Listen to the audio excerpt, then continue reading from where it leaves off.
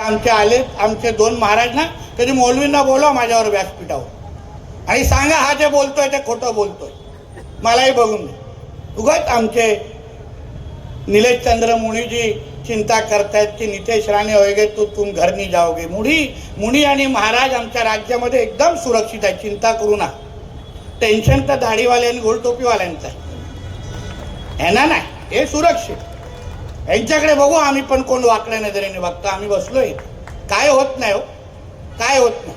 बघा तो आमच्या युट्यूबवर बसलाय टोपी घालून, विचारा जरा.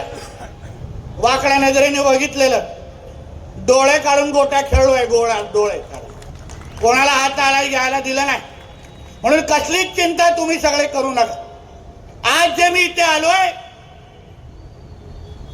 ते हिंदू समाजाला, मुंब्रा देवीमध्ये राहणाऱ्या हिंदू समाजाला, शिलफाट्यामध्ये राहणाऱ्या हिंदू समाजाला विश्वास देण्यासाठी आलो आहे.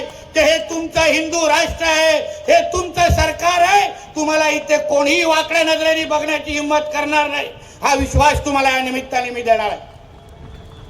काहीच चिंता करू नका. प्रत्येक सण, मला काल कोणीतरी आताच गाडीमध्ये माहिती देत होतो की काल हनुमान जयंतीची फार मेहनत करून 700 लोकांची मिरवणूक निघाली.